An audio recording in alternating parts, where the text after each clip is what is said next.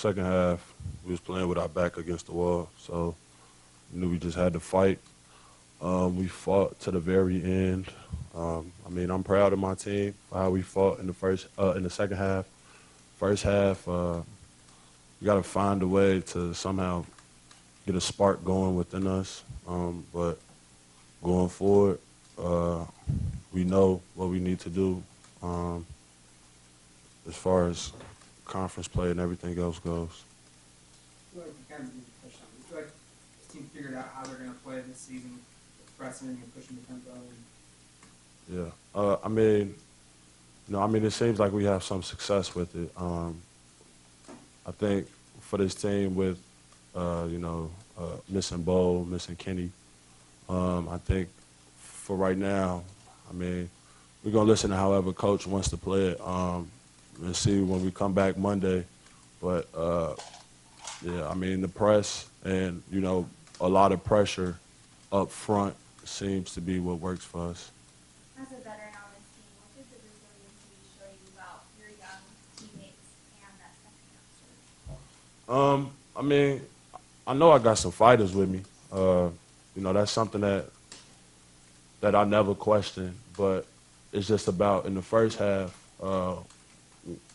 us putting ourselves in a better position, and we have to do better going forward in the season with opening games, so we don't dig such of a big hole for ourselves to try and have to fight out. But I mean, as a veteran, you know what I'm saying, everybody on this team are fighters. So I'm proud of that. What do you have to say about Lewis King's being obviously a career high? Yeah.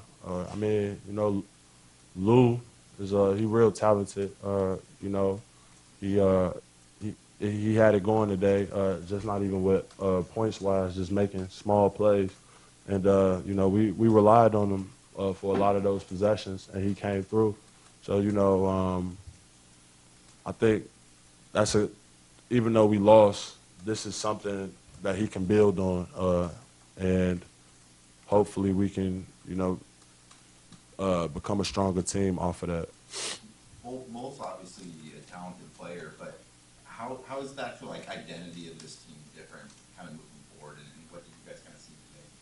Well, I mean, I think I kind of touched on it. I mean, when you kind of lose that kind of size, that kind of skill, that kind of shot blocking, that timing, it's some things that you have to alter. And, you know what I'm saying? You really don't find a 7'2", 7'3" big man that can do what Bo does. So, I mean, it does hurt the team, but we're not using it as an excuse. As far as our identity goes, it's just something that we have to fight through and figure out what is our identity. And, that's when we rely on the coaches and the rest of my teammates to figure that out. Well, do you think you're going to get an answer to that before Kenny comes back? I mean, I understand these games matter, but do you think this team is really going to know what it's going to be able to do at the end without Kenny for these next couple of weeks? Yeah, I mean, we have to. We can't use that as a crutch, or else our season is down the drain. And nobody wants that, especially me, this being my last year. But nobody on this team wants that. So we're not making excuses for ourselves. We never have. We feel bad for Kenny and Bo more so than ourselves. And going forward, we have to find that identity. And I think we will, watching film, dissecting some of the things that we can get from this game. I feel like, I mean, although it is a loss in our record, but it's something that we can build on. So I'm looking forward to that at least.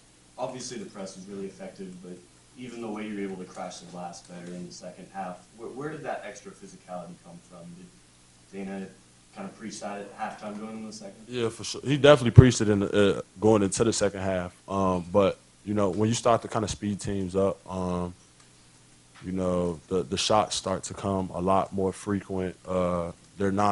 The lane isn't as clogged because, you have a lot of people spaced out trying to figure out what they're about to do.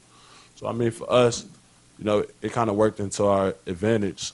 So we started to close the margin on the boards, but towards the end of the game, they started to pull away. So, yeah. That's that. How did you guys find out about bowl? Was that something that Alton talked about, or did you guys actually hear from bowl itself? I mean, it was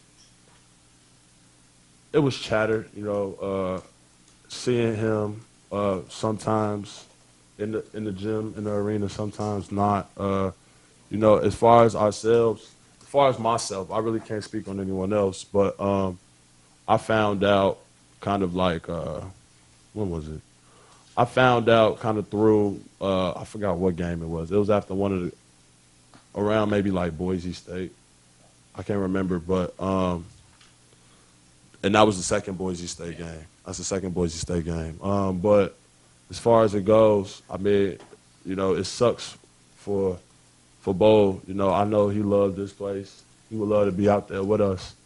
And right now, all I can do is send my condolences and wish him the best of luck going forward. Like, this type of a loss, the way you guys came back on those runs, a huge motivator or something like gets you guys want to just go right back out to practice and work harder and not work harder, but just, more motivation. Well, one thing we say is there's no moral victories, you know what I'm saying, in Oregon basketball. You know, we would like to win. It does suck that we had to lose at the end of the game.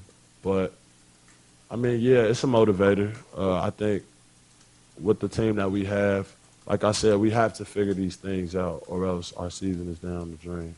And that's the last thing we want. So, therefore, we have smart players. We have tough players. It's just now figuring things out as far as our identity. Anything else for Paul?